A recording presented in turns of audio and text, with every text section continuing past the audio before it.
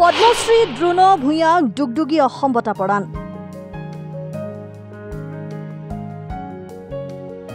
সুকন্যানী ওজাপালিৰ সাধক তথা দেওধনী নৃত্যৰ ওজা চিপাঝাৰৰ পদ্মশ্ৰী দ্ৰোণ ভূঞালৈ আগবঢ়োৱা হৈছে ডুগডুগি অসম বঁটা 2024।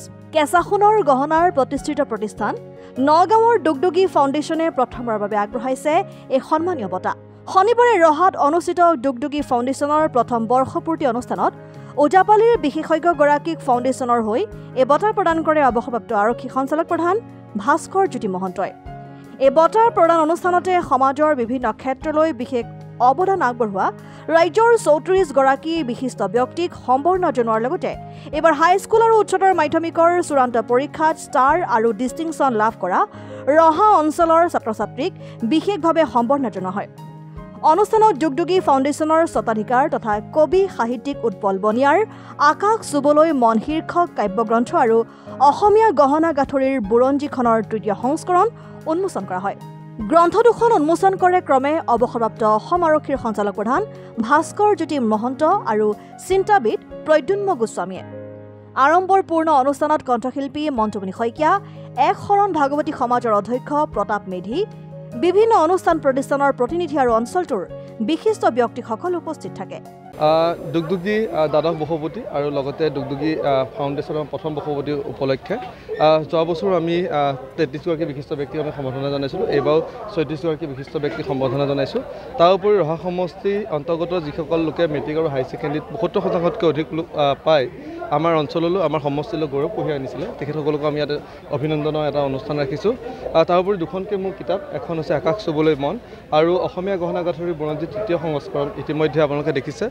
শুভমুক্তি কৰিছে আমাৰ আৰক্ষী অধীক্ষক প্ৰধান আমাৰ ভাস্কৰ জ্যোতি মহন্তদেৱে আৰু প্ৰদ্যুন্ম গোস্বামীদেৱে তেখেতসকলে উদ্বোধন কৰিছে। তাৰ উপৰিও বিশেষ সম্বৰ্ধনা অনুষ্ঠানত বিশেষকৈ একখন ভাগৱতী সমাজৰ যি অধ্যক্ষ আমাৰ প্ৰতাপ চন্দ্ৰ মেধি, জীৱন কাকতি, সচিব প্ৰধান, তাৰপিছত উপাচাৰ্যকে ধৰি বিভিন্ন ধৰণৰ গুণী বাণী বিশিষ্ট ব্যক্তিসকল ইয়াত উপস্থিত আছিলে আৰু মন্তুমণি শইকীয়াও ইয়াত আহি উপস্থিত হৈছে। নিজৰাকে আদি কৰি ময়ূৰ দত্ত আৰু বিভিন্ন ধৰণৰ শিল্পীসকলো ইয়াত উপস্থিত হৈছে আৰু আশাবাদী যে ৰাইজে যিদৰে আমাক সঁহাৰি জনাইছে অনাগত দিনতো আমাক সঁহাৰি জনাব।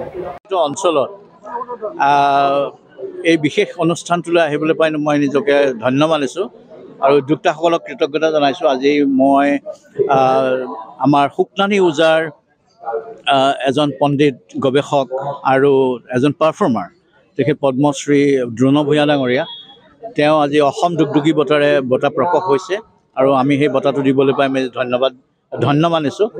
আৰু লগতে বহুতো উল্লেখযোগ্য ব্যক্তিক তেখেতলোকে সম্বৰ্ধনা যাচিছে আৰু এই উৎপল বনিয়া এই ডেকাজনে যি এটা উদ্যোগ লৈছে মই অতিকে বৰ শলাগ ল'বলগীয়া। তেওঁ ডুগডুগি প্ৰতিষ্ঠান প্ৰতিষ্ঠা কৰাই নহয়, তাৰ দ্বাৰা অসমীয়া সোণৰ গহনাৰ জনপ্ৰিয়তা তেওঁ আনি দিছে আৰু এইটোত আদৰ্শ দেখুৱাই তেওঁ নিজৰ ভৰিৰ ওপৰত থিয় হোৱাই নহয়, বাকী প্ৰজন্মকো উদ্বুদ্ধ কৰিছে। কেৱল চৰকাৰী চাকৰিয়েই নহয়, নিজে কষ্ট কৰি আমাৰ ঐতিহ্যমণ্ডিত আমাৰ পুৰণা পৰম্পৰাগত সাজ সজ্জা, গহনা গাঁথৰি এইখিনিক আজিৰ যুগৰ লগত খাপ খোৱাকৈ জনপ্ৰিয় কৰিবলৈ যিটো প্ৰচেষ্টা, এইটো বৰ দৰকাৰী কাম হৈছে আৰু কমাৰ্চিয়েলি যাতে ভায়াবল হয়, ই-কমাৰ্চ প্লেটফৰ্মবিলাক তেওঁলোকে ইউজ কৰাটো যোগ্য। আৰু লগতে এই ল'ৰাজন মই দেখিছোঁ সব্যসাচী এজন ব্যক্তি, বিভিন্ন দিশত তেওঁৰ পাৰ্গতালী মই লক্ষ্য কৰিছোঁ।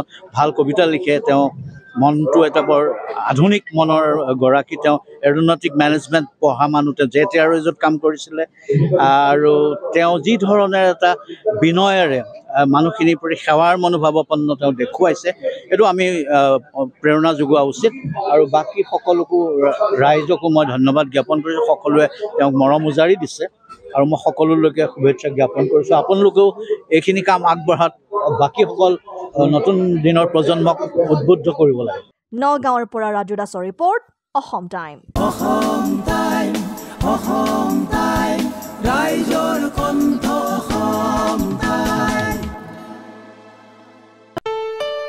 ঘৰত আনন্দ আৰু সম্পৰ্কৰ চমক বজাই ৰাখিবলৈ জৰুৰী হৈছে সকলো আনন্দময় মুহূৰ্তত মৰমৰ উপহাৰ দিয়াটো।